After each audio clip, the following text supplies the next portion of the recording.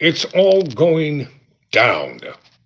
The Democrats have returned to Texas, and California is kicking off the big push to pass the new electoral map. Ditto, right back at you. California's effort to add Democratic seats is in response to Texas's effort to redraw the map. Why? To add Republican seats? Tyrone Bowman live. Welcome to the program. According to The Guardian, let's talk about this.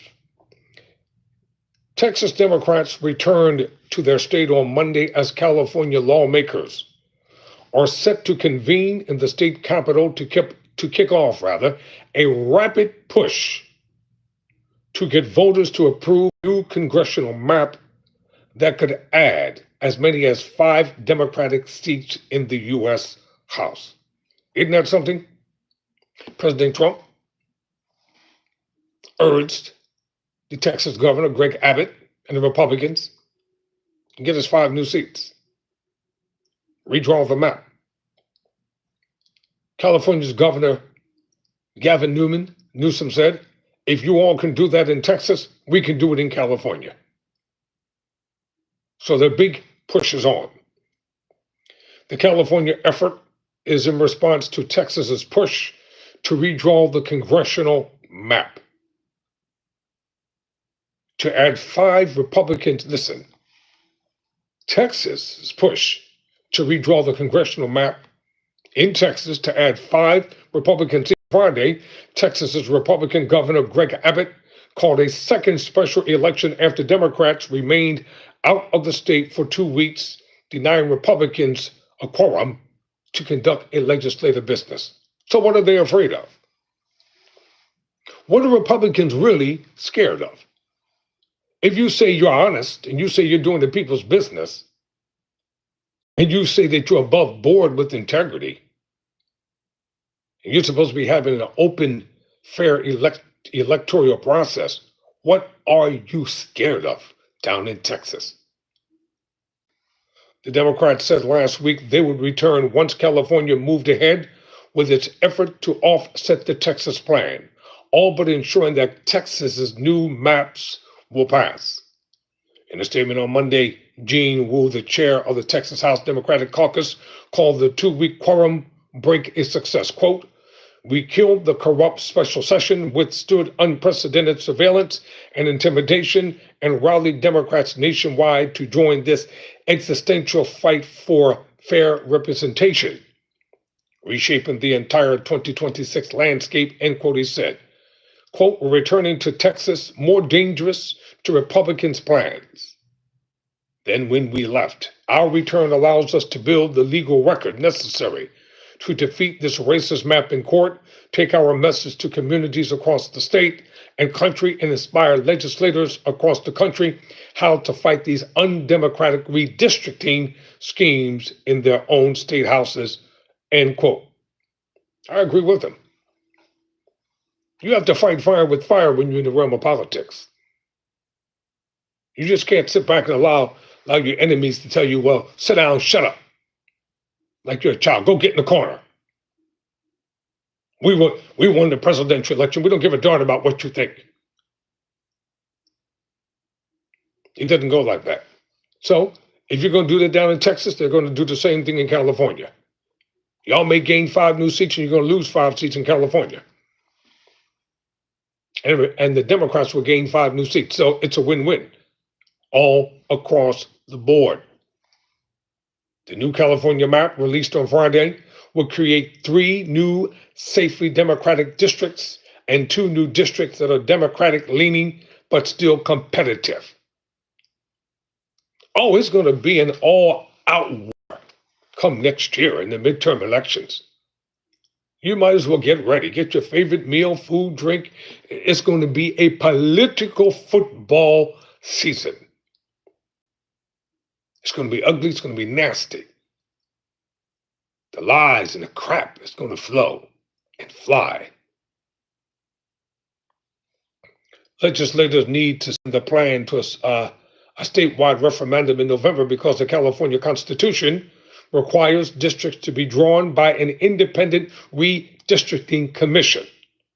If voters approve the plan, it would take effect until the end of the decade when map-making power would return to their independent commission.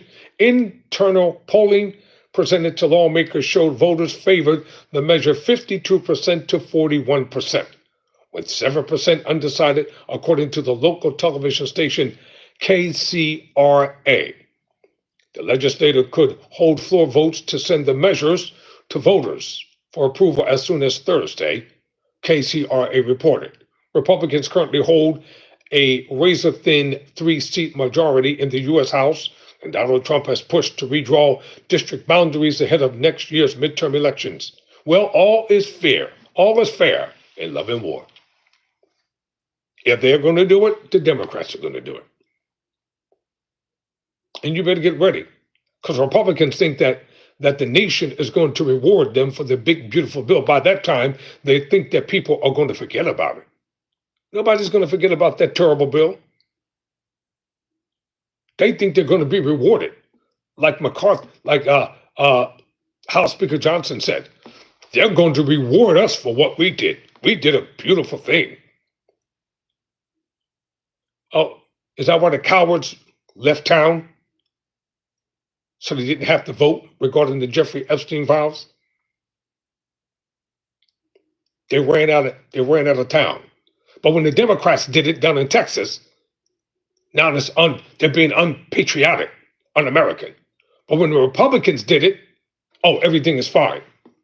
That's their right. It's called hypocrisy. It's called a double standard. And that's why in the midterm elections, Republicans are going to lose big. They're going to lose very big all around the board. Why? Inflation is up. No matter how much you try to spin it, no matter how many lies you try to tell, no matter how many fake numbers that you present, inflation is still up. The job market is tanking and crashing. Home builders are losing hundreds of millions of dollars on a daily basis. Older people are losing Medicare and Medicaid. They want to privatize Social Security to take the hard-earned money that seniors have worked for and set aside for their retirement. Why? So they can give more tax breaks to the rich and the powerful. Children will go hungry. Foreclosures will continue to take place. People will be evicted and thrown in the streets. Homelessness will be out of control. Then again, they're going to take the homeless people and lock them up and put them in prison for more privatization and profitability. The industrial prison complex is real, ladies and gentlemen. These people are making billions and billions and billions of dollars from people being locked up because they have stockholders in the correction corporations of America, investors, athletes, entertainers, and high-profile people have invested. I could give you a list of the names, but I'm not. That's why you don't hear a lot of athletes speak out against prison and prison reform and things of that nature, because it's too profitable for them. And they're making a ton of money. So the wealth that they're going to have is going to be on the backs of everyday people. I'm not an advocate for poverty. That's not what this is about. I'm not a proponent that people should be without. And I'm not against rich people being rich. I'm against corruption. That's the point. And a lot of rich people are extremely corrupt. Whether you want to believe it or not, whether you want to accept it or not. So with that razor-thin margin and their 3-seat majority in the U.S. House, and Donald Trump has pushed to redraw district boundaries ahead of next year's midterm elections, in which the president's party typically lose seats. Republicans are also poised to redraw congressional districts in Ohio, Missouri, and Florida, as well as potentially Indiana. Why those particular states? Because those are the states that they won, and they want to rig it to hold on to the majority of the senatorial seats and congressional seats. It's called election rigging. Democrats have signaled they will try to redraw districts in other states where they hold power at the state level, such as New York and Maryland, though they don't have as many opportunities to draw districts as Republicans do. You don't need that. All you Democrats need to do, get a spine, stand up, fight like hell, take your message to the people in the streets. Talk to them. Take your message to the streets. Come out of your offices. Roll up your sleeves. Loosen your ties. Throw the script out the door. Talk to people. Convince them why they should vote for you to give you control of the Congress and the Senate next year. Convince them. Make it plain. Break it down. Talk that talk and walk that walk. Forget about the Ivy League education. Forget about the polished, proper talk. Talk to them. Come into the neighborhoods. Get right where everyday people are. That's where the power's at. They can redraw all the congressional maps and senatorial district maps all they want. When you take your conversation directly to everyday people, they are going to listen to you. And if you Democrats are too scared to open your mouth, hire me. Make me your spokesperson. I ain't never scared. Heck, whichever side hires me, I'll be their spokesperson. How about that? It's America, the land of opportunity, the land of the free, and the home of the brave. I'll become a spokesperson for either party. If you don't know how to talk to everyday people, you need to have somebody out front who knows how to talk to everyday people. Children are going hungry. Tyrone Bowman Live. I need to take a quick break. I'll be right back right after this, rather.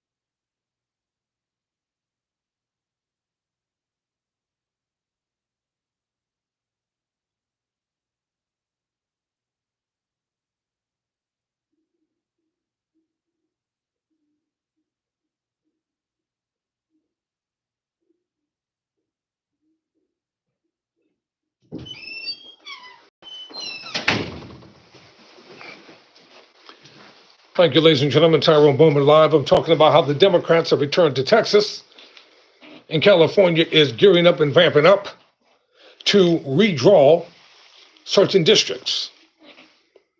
As I said before the break, Democrats, stop being afraid. Talk to people. You better get in the streets.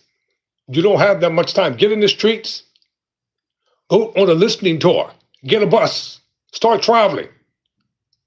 Talk to people. Don't just sit back and whine and cry. The presidential election is over. Now you got a chance to take control of Congress and the Senate. Stop being soft and turning the other cheek. Open your mouth and make your message clear.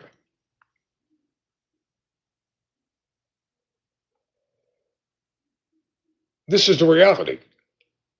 Politics is a dirty, filthy, lying, cheating, vicious game. They also have what they call street money, quote unquote. Street money is to line the pockets of the ward leaders and the committee leaders. And the payoff goes to the people once the election is over. Got to pay the workers and so many other things. Elections are not godly. Don't fall for the okie doke. There's nothing godly about political elections, nothing whatsoever. And if a man or woman ascends into whatever office, they are beholden to the people who put them there. Once you get in the office, just do what you say you're going to do, even if you just get one term. Do what you say you're going to do. Stop trying to turn it into a political career. You came, you saw, you conquered. If I was a senator and I have a 6-year term, I'm going to do exactly what I said I'm going to do. And I would say to hell with trying to get reelected. I don't care about trying to hold on to the Senate seat. I'll do more damage in 6 years than I could do in 20. It's not about becoming a career politician. It's about being a person of your word. Help the poor, help the needy, help the suffering. And I'm going to end by saying this segment by saying this. Inflation is up. Groceries are out of control. The so-called health food stores, they're charging people 10 times the amount for food now. Mothers can't even go shopping.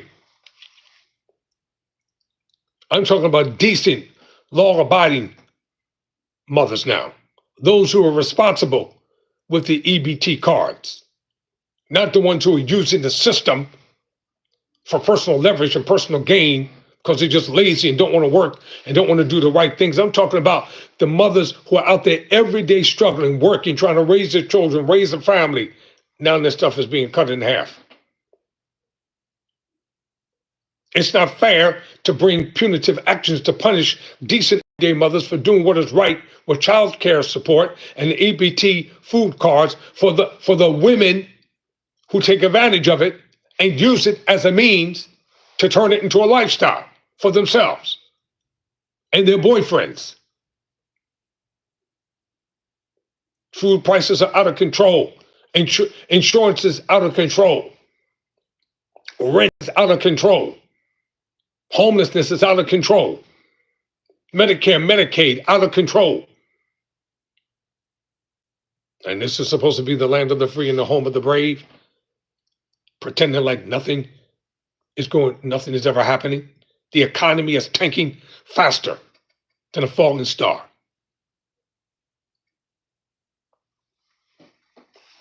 And some people think it's funny until it happens to you. And when it comes to your neighborhood, your town, your county, and your state, then, oh my God, we have to do something. This is a travesty of injustice. This is not what we voted for. Then do something about it. Legally, ethically, and morally. Do something about it. All right, ladies and gentlemen, it's time to get ready for the next, add ice to chill. Man, I'm having fun over here. This is called awareness. When the white folk are doing it over there on their networks, nobody has anything to say about it. But when a black man, such as myself, has a lot to say, now there's a problem. Why? They can make millions and millions and millions of dollars being a talking head and nobody says anything about it. I can't even go to Planet Fitness without Fox News being all over the damn place.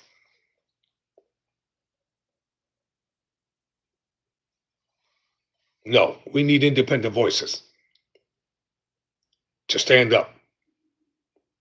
Speak for those who can't speak for themselves. Advocate for those who cannot advocate for themselves. Standing in the gap with the hurting, the suffering, the poor, the marginalized.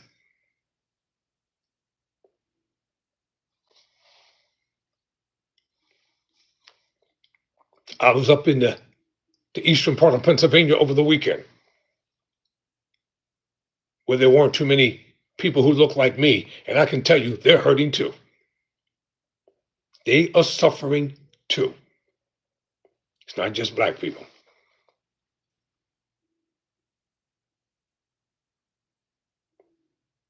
I do agree with that. Independent voices, bad funding. Okay, I agree with that statement. But just because the money ain't there doesn't mean that you don't have an opinion. Doesn't mean that you can't voice your opinion. You gotta learn to take power away from the politicians. They say things and do things to get a response. That's why they do it. That's why they have think tanks.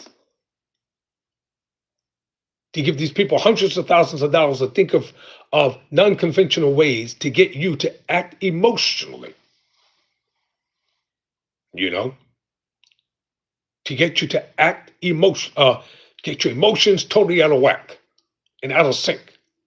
So you become incoherent, that you can't think, you can't talk.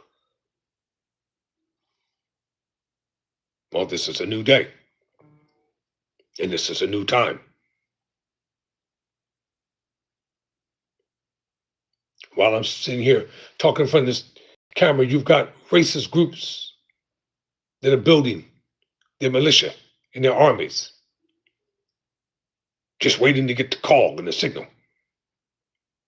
Never underestimate your enemies. Never. Know your enemies.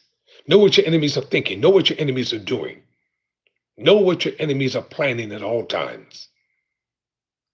You can counterattack what they're doing. All right, Charles, time for me to get out of here for now. Never surrender. Never quit.